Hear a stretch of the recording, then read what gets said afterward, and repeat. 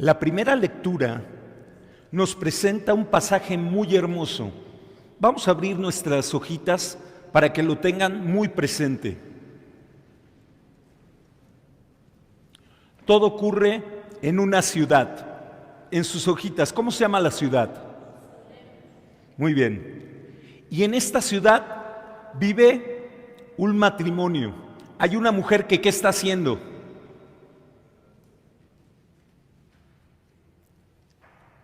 ¿Qué está haciendo?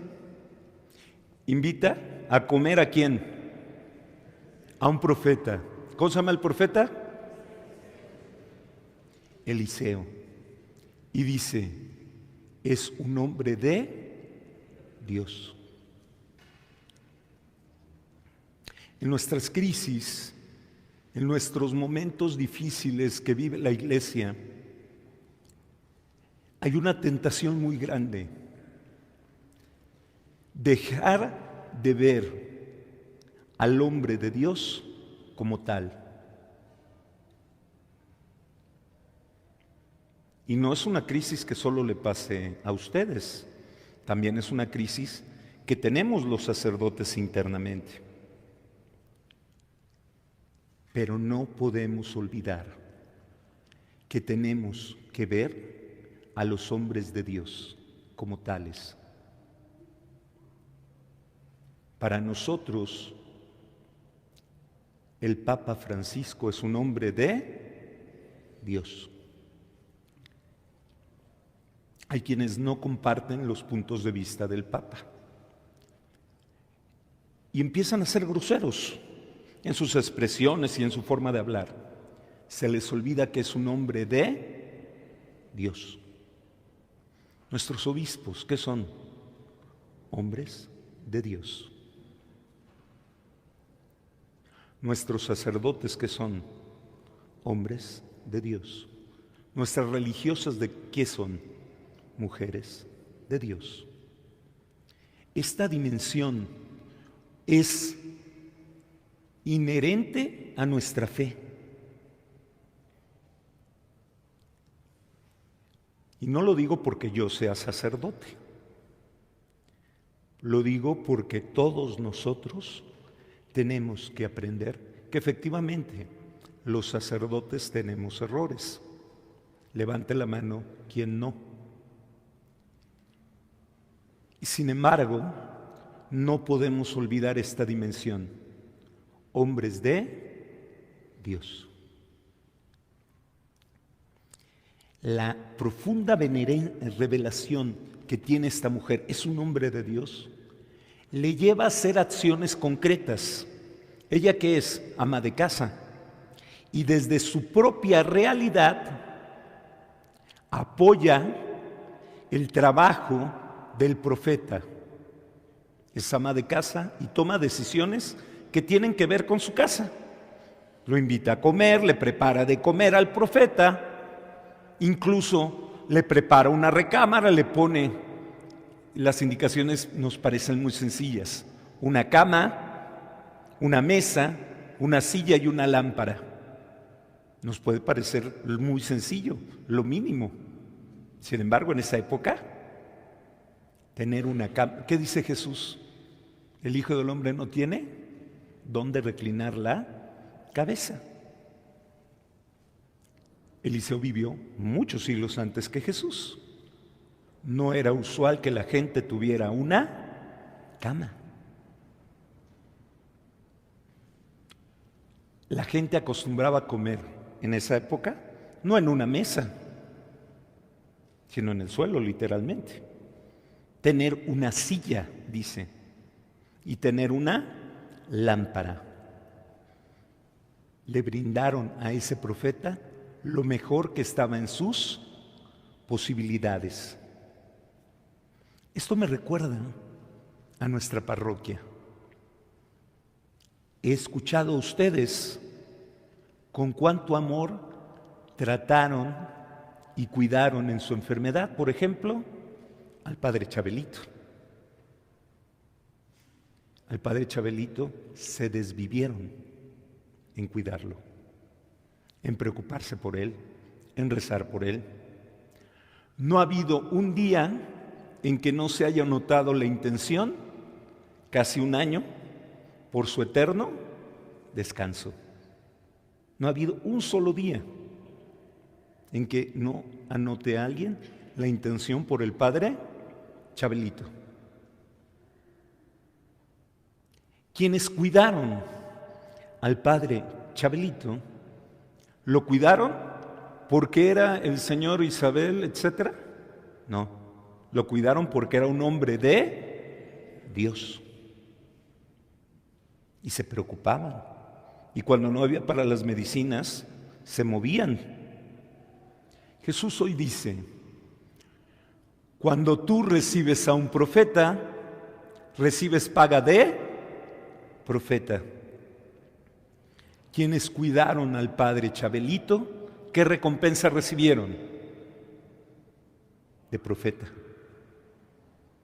Porque cuidaron a un sacerdote santo, con amor. Porque los había bautizado, porque los había casado, porque los había ayudado, porque los había confesado. Los que cuidaron al padre Chabelito recibieron los premios que el padre Chabelito, que seguramente fueron gigantescos, ganó como sacerdote. Quienes recibieron al padre Chabelito recibieron el pago de profeta. Es impresionante cuando escuchamos las historias de las personas que trabajaron al lado del padre Alberto Mota. Padre, llegamos a hacer más de 100 comunidades de adultos con el cine y hacíamos esta iglesia. Quienes colaboraron con el padre Alberto, ¿qué pago recibieron? El de profeta. Porque colaboraron con su sacerdote. Todavía recuerdo, yo lo vi las publicaciones, cuando ni me imaginaba que el obispo me iba a destinar a esta comunidad, al padre Ranulfo haciendo letreros que decían, pidamos paz.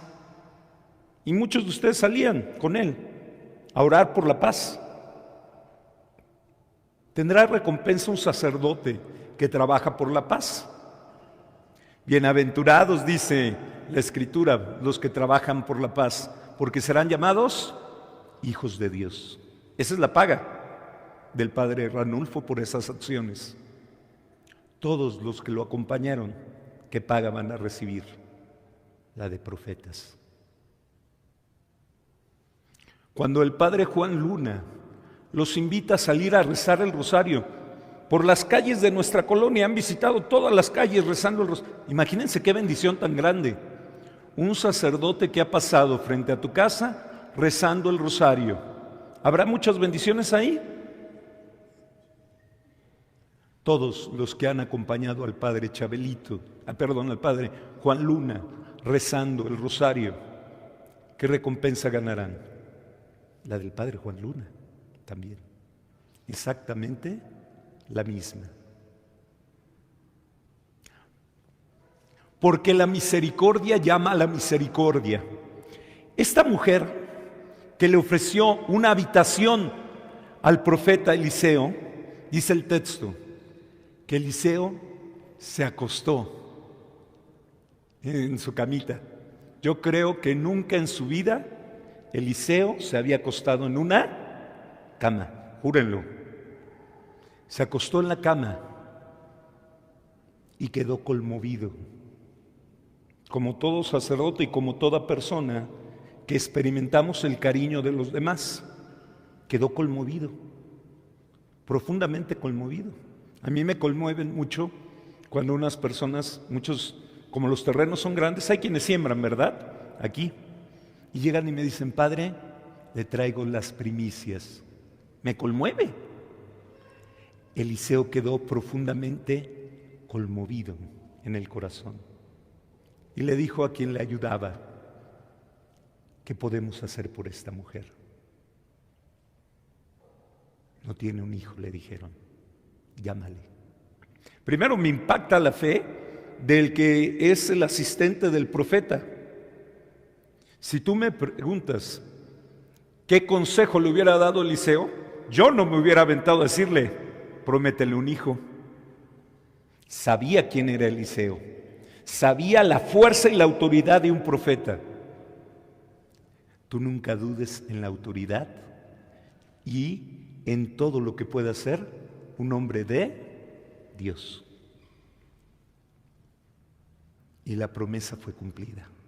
Un año después, esta mujer tuvo un hijo.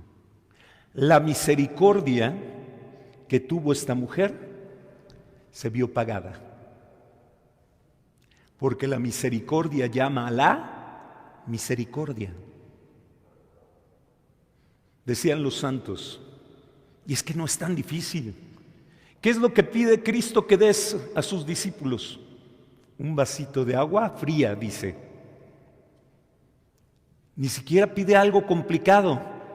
No pide que le des un té. Porque un té que necesitas. Las hojitas, fuego y un lugar donde calentar. Ni siquiera eso. Dicen los santos antiguos, fíjate, cuando sea el final de los tiempos, Dios va a decir, porque estuve preso, ven al cielo, porque estuve preso y me visitaste. No dice, porque estuve preso y me liberaste. Liberaste hubiera sido muy difícil. No dice, me liberaste. Dice, me visitaste. Lo mínimo. Porque no dice del enfermo, me curaste y me restableciste y me operaste. Me cuidaste. No me curaste, porque me cuidaste. Porque Cristo no está esperando de nosotros grandes obras, sino lo más sencillo, dar de comer, ofrecer un vaso de agua, lo que está en nuestras manos. Cuentan, me encanta esta historia, que había una vez un enorme león. ¿Les he contado la historia? Había un enorme león. Y el enorme león estaba dormido. Unos ratoncitos estaban jugando. Y uno, muy inquieto, ¿saben qué hizo? Vio que el león estaba dormido. Y como un niño chiquito, ¿qué hacen los niños chiquitos? A dar lata donde no deben. Se subió a la cabeza del león y empezó a jugar en la melena del león. De repente el león se despertó. Enojado, tomó al ratón, lo vio y le dijo, ¿por qué me molestas? Hasta ese momento el ratón entendió en qué problema se había metido. El león rugía, te voy a comer. El ratón temblaba y le dijo, no lo hagas, por favor no lo hagas. Y le dijo el ratón, yo te ayudaré cuando lo necesites, pero no me comas. Temblaba el ratón. El león se echó a reír, lo vio tan insignificante y dijo, ¿tú ayudarme a mí? Y lo soltó. El ratón salió corriendo. Pocos días después, el ratoncito seguía jugando. Se le había olvidado. Seguía jugando. Cuando escuchó los rugidos del león, pero esta vez no eran esos rugidos fuertes de valentía, sino de dolor, de miedo. El ratoncito corrió hacia donde escuchó los rugidos. Vio al león. El león estaba atrapado. Una red lo había atrapado. El león no podía soltarse. Mientras más rugía y más se movía, más se enredaba con la red. El ratoncito le dijo, yo te voy a salvar. El león volteó y dijo, imposible, si yo no puedo. Y el ratoncito empezó a morder la red. Y poco a poco fue rompiendo los lazos, hasta que el león quedó liberado. Esta historia tan bonita es de Esopo, es una fábula. Y las fábulas siempre terminan con una moraleja, enseñanza. Y decía Esopo, ¿cuál es la moraleja? Ninguna obra buena, por muy pequeña que sea, queda sin recompensa. El vaso que tú das al discípulo de Cristo, al pobre, al que sufre, a los hombres de Dios, no queda sin recompensa. La comida que le dio esta mujer a Eliseo no quedó sin recompensa. Las obras buenas que hacemos nunca quedan sin recompensa. Siempre el bien que hacemos tiene ecos de eternidad. Siempre el bien que hacemos llega hasta los oídos del buen Dios. Nuestra misericordia despierta la misericordia de Dios. Nos ponemos en pie.